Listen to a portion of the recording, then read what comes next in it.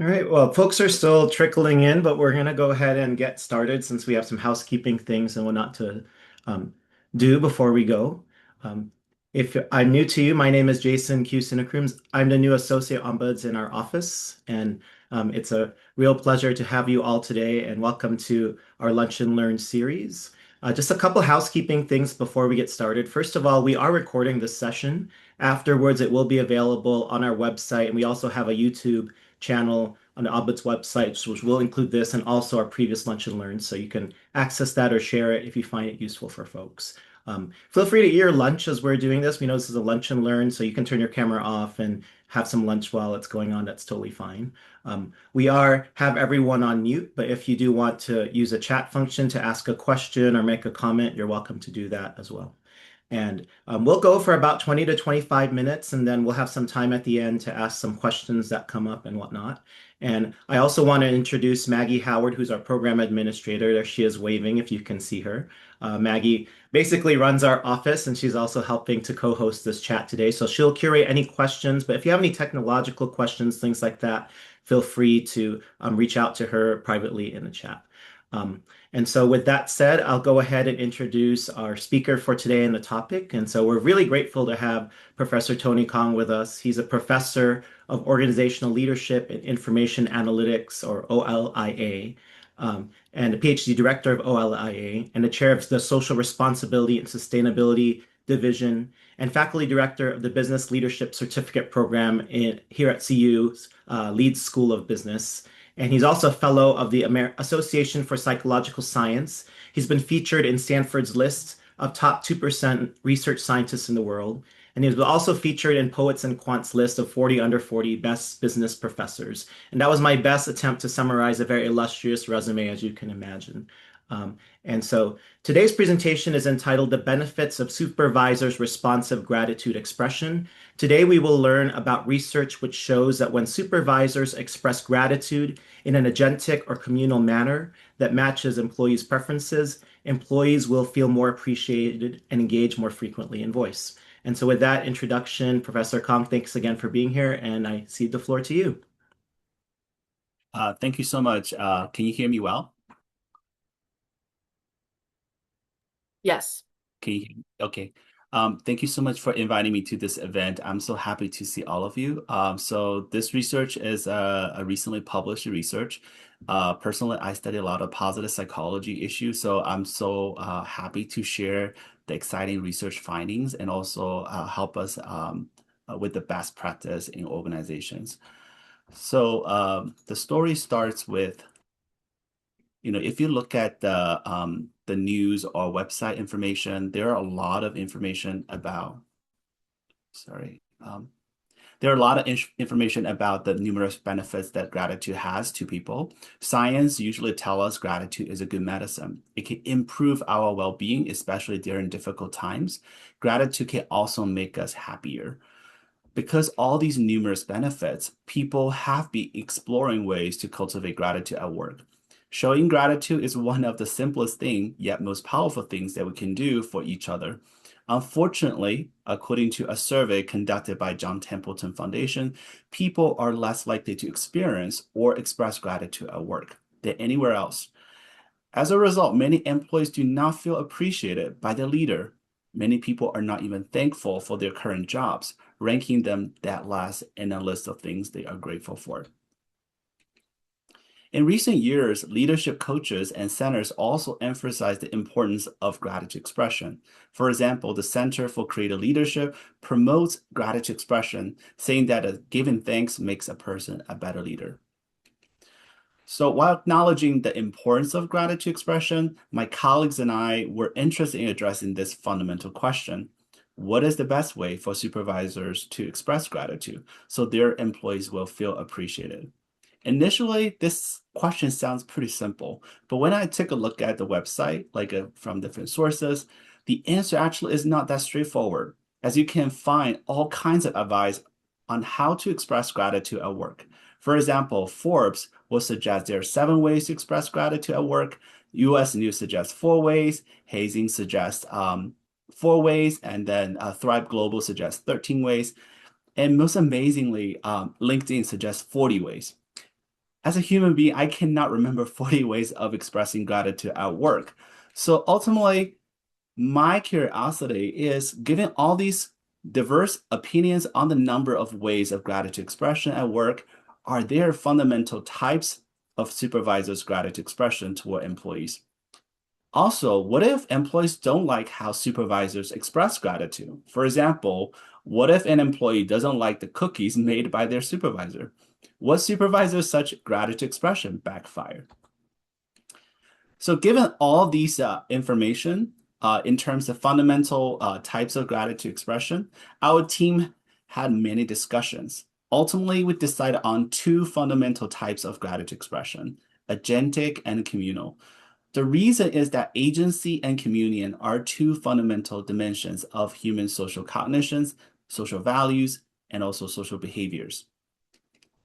Supervisors' agentic gratitude expression can fulfill employees' agentic need or the need to feel confident and competent.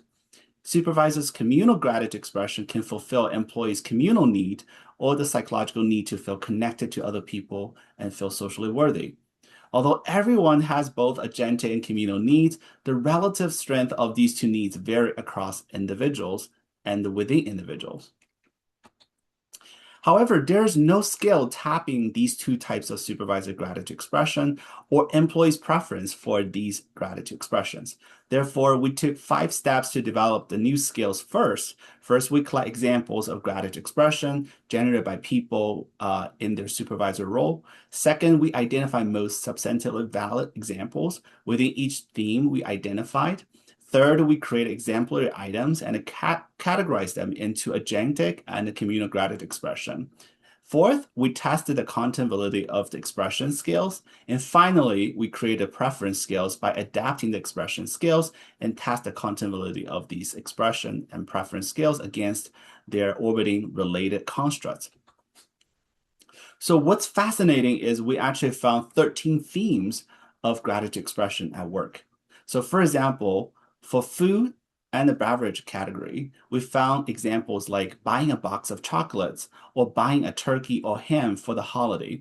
For the theme of compensation or benefits, examples include a raise or offering other little perks such as the prime parking spot for the month. Besides these two themes, we also found work-related or schedule, career advancement, gifts or favors, notes or letters, relationship-oriented behaviors, physical displays, verbal displays, awards, parties or events, performance review, or other category. So as you can imagine, it's not only about verbal display of gratitude expression. There are a variety of ways to show gratitude at work. So here are the items that we actually developed and validated. So for example, my supervisor expressing gratitude to me by first evaluating my performance positively. Second, by facilitating my work. Third, by increasing my pay and or benefits. Fourth, promoting my career. Or 5, nominating me for or giving me an organizational award for formal recognition. So these top 5 items are for supervisor agentic gratitude expression. For communal gratitude expression, supervisors can express gratitude by using body language, providing verbal affirmation, giving subordinates homemade or purchased food or beverages, giving subordinate a physical gift, or using a written form, a thank you card, for example, strengthening relationship with the subordinates, or organizing or hosting an appreciation party or event specific for the subordinate. So you can see at least that there are 12 categories of behaviors that we can engage in expressing our gratitude toward the folks we lead. So now we have the scales developed and validated. We could address 2 key questions. Do a supervisor's agentic gratitude expression and the communal gratitude expression influence an employee's felt appreciation differently? And second, does a supervisor's gratitude expression necessarily make an employee feel appreciated, even when such expression is not preferred by the employee? So to address this research question, we draw upon a theory called a risk regulation theory in social psychology. And this theory applies to all kinds of interdependent relationships. So our argument is an employee's felt regard or appreciation depends on the extent to which a supervisor's responsive gratitude expression, responsive to the employee's agentic or communal needs. Employees with a stronger agentic need want their supervisor to find them confident and competent, whereas employees with a stronger communal need want their supervisor to see them as a valuable team members or a close colleague or friend. So our theoretical model looks like this. So supervisor agentic or communal gratitude expression and employee's preference for either type of gratitude expression will have a congruence or incongruence effect on employees' felt appreciation by their supervisor, which leads to employees' voice behavior. By congruence or incongruence, which means match or mismatch.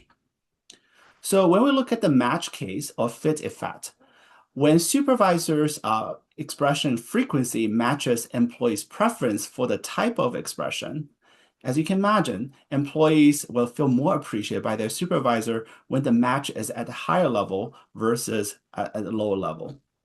When we look at a mismatch case, when supervisor express more gratitude than desired by employees, or supervisor express less gratitude than desired by employees will feel less appreciated versus the match case.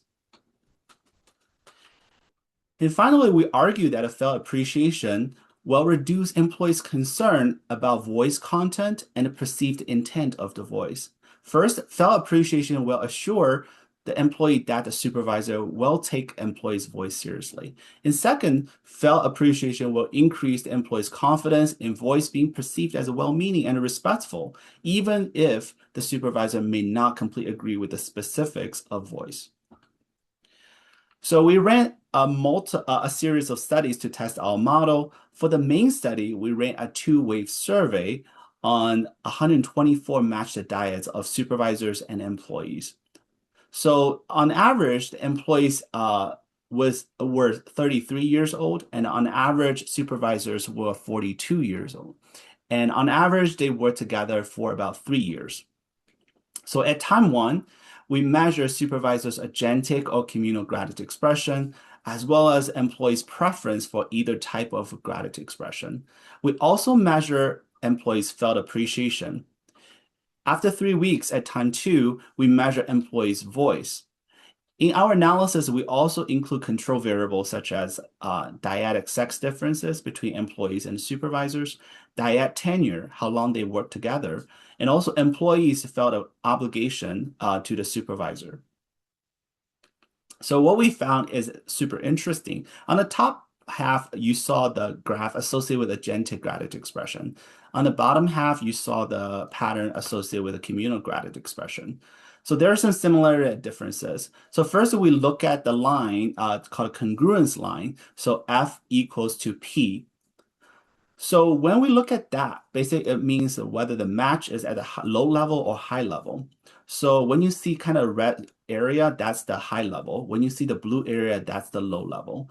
So the high level is associated with a higher level of employee felt appreciation. And the low level is associated with employee low level of felt appreciation. That means when supervisor express agentic gratitude or communal gratitude in response to employees' preference, the higher the match, the more employees feel appreciated by their supervisor. And second, we can look at the incongruence line, which is F equals negative P. So then we are looking, where's the highest point? The highest point is when the preference matches the frequency. And also we found when the preference actually deviates from the frequency, then the felt appreciation level will go down. So when you look at the two ends of the incongruence line, they actually have a lower level of felt appreciation, which means the mismatch will reduce employees' felt appreciation. There is some slight difference between agentic gratitude expression pattern and the communal gratitude expression pattern. When we look at the right side of the communal gratitude expression, for communal form, the point is actually higher than the left point along the incongruence line. That suggests when supervisors are not super sure about employees' preference for communal gratitude expression, supervisors are better to over-express communal gratitude versus under-express communal gratitude.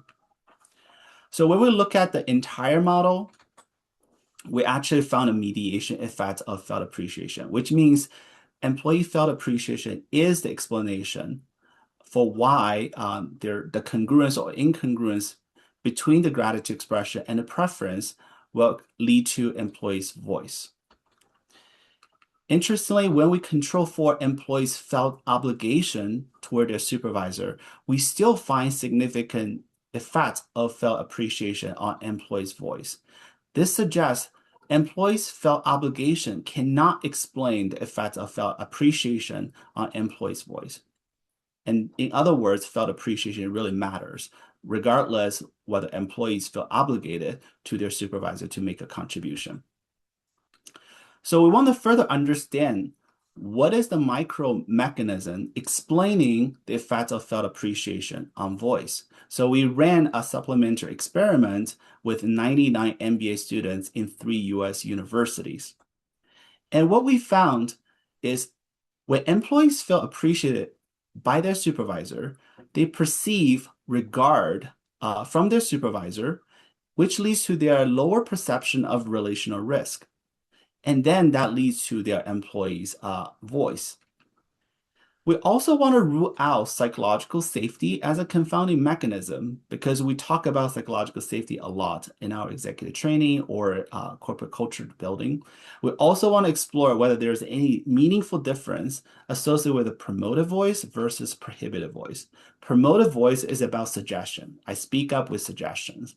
And prohibitive voice is about concern. So I raise concerns and then criticism. So what we found, felt appreciation has a positive main effect on overall voice, promotive voice, and prohibitive voice. In the meantime, psychological safety also has positive effects on overall voice, promotive voice, and prohibitive voice. But there is no significant interaction effect of felt appreciation and psychological safety on any voice measure. This suggests felt appreciation and the psychological safety operate as separate psychological systems.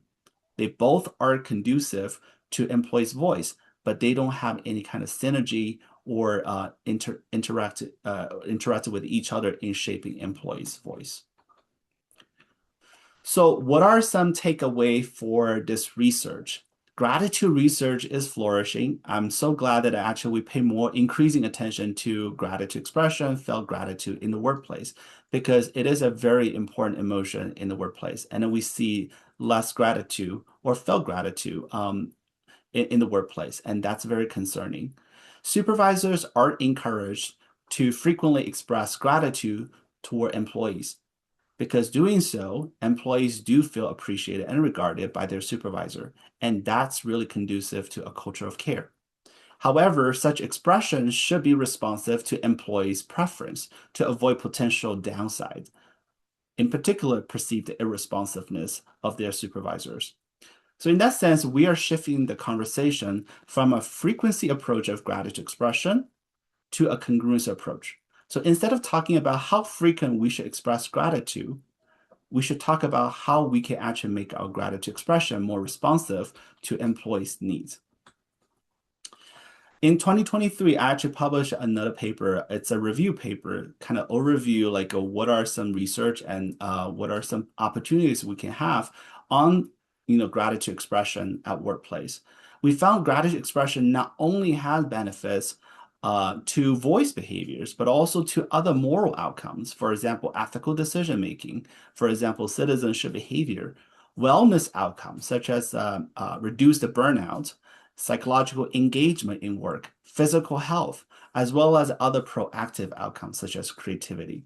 So you can tell, gratitude is really important because it gives us a range of beneficial outcomes in the workplace.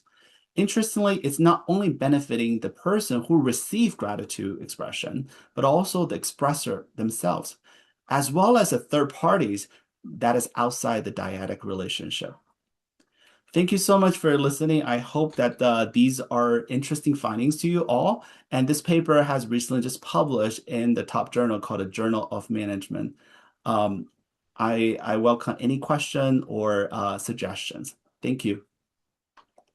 Thank you so much, Professor Kang. I mean, it's in the spirit of our talk here to say thank you to you for the great work you did.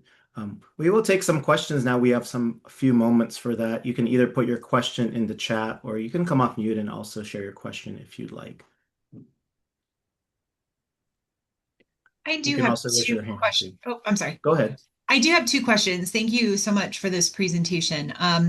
My first question is, was there ever any consideration for the generations and how certain generations prefer to receive feedback as well? Just curious because generations and the generation gaps just are like amazing to me and how those work. And then my second question is, was there anything about when that gratitude starts to feel insincere? Like there's a point of like, yep, enough is enough. Just curious about those two things. Yeah, so the first question is really great because it is real. There is some generational gap or generational difference, and then not only in terms of like how we interact with each other, but also how we work. What is the definition of work? So I think for at least in my perception, I might be wrong, but I think younger generation they care about the communal gratitude expression, like have support for each other and also have more affirmation. And also my doctoral students, they all like they're younger generation of scholars. They really care about mental health and they really care about healthy lifestyle and also sustainable lifestyle. So in that sense, I think they care about accomplishment, but they care more about social connections. That's why like a social media becomes an important part of their life because they want to feel connected. To your second question, which is about insincerity. I think that that's related to my point. Like we need to shift from a frequency approach to a congruence approach. I mean, if we express gratitude a lot, then people kind of a question like, do you really mean it? Or is it just a kind of a habit for you? So then maybe people would discount your effort for showing gratitude. But when you show responsiveness, that means you actually pay attention to who they are, what they like. So I think that that's actually more effective. We don't need to express gratitude a lot, but I think we need to express gratitude in a way that is customized to the person that we are speaking to, and also be more creative. Like, maybe cookie is not everybody's thing. So maybe we can actually do like hang out together, spend more time together, and maybe talk about, life or dogs. I mean, I love talking about my four dogs, but like, dogs, I mean, that can be a more interesting conversation because people want to see your effort, right? So time is a cost. It doesn't have to be money. Time is costly, but also people want to see your commitment to their development, to their well-being. So I think as long as we signal that, then gratitude expression is effective. We don't need to give thank you card all the time. We don't need to bake cookies. I don't even know how to bake cookies. So like I cannot even show that gratitude. But like, thank you card, we can always write thank you card. And one thing really good about Leeds School of Business, we actually prepare thank you cards for staff members and faculty members. So if you feel like you want to thank someone, you actually can grab a card and write nice comments to that person, which I really appreciate that. But we can actually do above and beyond. We can show some creative ways of expressing gratitude. Great. Thank you, Dr. Cog. There is one question in the chat that I'll pose. How do you recommend gathering employee preferences for receiving gratitude? That's a really good question. Like, we love to do formal surveys and questionnaire, like, I mean, it's efficient. But I think, the point of the research is we really trying to understand the people we are leading. As a division chair, the first thing I actually did after I took the role is to get to know each person. So I had a one-on-one 1 hour meeting with each person rather than, I mean, I can do it in survey, like, you tell me like what you are concerned about, tell me but I think that's less personal. It's actually better just to have one-on-one conversation, have more personalized interaction. And then that shows like I really care about you. I want to be responsive to your preference and needs. I think that that's more effective, even though it's time consuming. But we are leading people. So I think that the most important thing is the people. Like, sometimes we want efficiency, but most of the time I think people just want to know like whether you care about them or not. Does anyone else have other questions? I have a kind of follow-up to that, Professor Kong, which is that to what extent does your workplace dynamic affect the kind of gratitude you might seek? Because I think, for example, like your preferences, whether it's agentic or communal, I don't think are necessarily probably static, right? They operate on a continuum and they're kind of based on the environment that you're placed into and what you're needing in that space. So, and I guess from a supervisor perspective, to what extent does your style or the way you do that sort of affect your employees' preferences and needs in that way?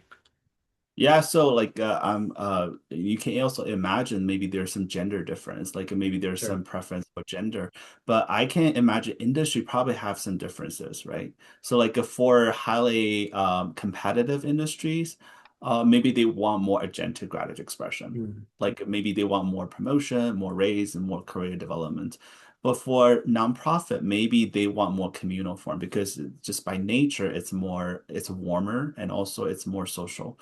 So I can see there's some industry differences. Also, over time, maybe like, depending on the stress level. So maybe, even though within the same industry or within the same type of work, but maybe the demand gets higher. Like we are dealing with more stakeholders. So maybe in that sense, people want more human connection because we feel we need more social support. So I would say, there's not only between person differences, but also within person, depending on which career stage you're in, and also, your work-life balance. Like, maybe you feel really stressed because of personal life, then you would love to have more human connection at work. Great. And I see some two hands here. I'll start with you, Elizabeth. I saw your hand first, and we'll go to Julie, then we'll wrap up. Thank you. I would just add what I think is a complicating factor, especially for communal expression. I have a couple of people I supervise who are out of state. So in our hybrid remote world, I think that communal expression can be hard to carry out. I wonder if you have But any comments on that. So certainly you cannot do nonverbal communication because you can have a verbal high five. We have like a raising hand in Zoom. So but I think a verbal affirmation would be more important. Also, you can spend time together. Maybe it's not in person, but you can have Zoom check-in meeting. With my doctoral student, I actually have weekly meeting with them. Even though like maybe there's no research work to talk about, but I can ask them like, how you doing? Like, where did you go for weekend? I always encourage students to travel because, we learn a lot more by traveling to different places. And so I don't want them to kind of stay at their desk all the time. So I can talk about like, oh, what did you see? Is there anything that you actually feel inspired by? So I think we can still spend time, but through like a virtual communication. But I think at this point, because loneliness and anxiety are very common issues, verbal affirmation become really important. And so I will actually emphasize that, just give people encouraging words and also affirm who they are, because this can make them feel assured that they also become more self-aware. And I think that these are the psychological benefits that can make people feel more appreciated and also take more risk, inform the risk at work. Fantastic. All right, Julie, you have the last question here. Just quickly, Comment. HR has a really good employee recognition form that I cannot find on their webpage, but it has everything from you rank the kind of recognition, public, private, small group that people want to feel, down to like what is their favorite cold drink, hot drink, um, uh, what kinds of words of praise feel best for them. And then we keep these on our server so that if I want to bring in something for my team, I know what everyone likes. One person who reports to me hates any kind of public praise, but really loves private praise that's specific about what she did. So if you want to email me, I will send you the version we adapted. It's a great resource. It so aligns with Dr. Kong's presentation today. Yeah, That's I heard from my MBA students, their athletics department have something really cool as well. And I think that they follow the HR practice. But thank you so much for sharing the information. I will follow up with you. I would love to share with our business school as well, like how to do this. yeah. Thanks, Julie. Thanks for sharing. All right. Well, that's the about it for our talk today. Just a couple of other housekeeping things before we wrap up here. Just so you know, our next Lunch and Learn's already scheduled. It'll be a month from today, March 24th. It's a fireside chat with myself and our other new associate ombuds, Dr. Dietrich Robinson, who I think is on the call today. And also, Maggie has put in the chat a survey link for this talk, and please feel free to fill that out and be candid. We look at all those things so we can better use the space. But I want to take this time to thank Professor Kong for your time and really interesting research. And thank you all for attending. And we hope to see you all at our next fireside chat on March 24th. Thank you so much, everyone. Enjoy lunch. Thank you. Okay, bye-bye. Have a good one.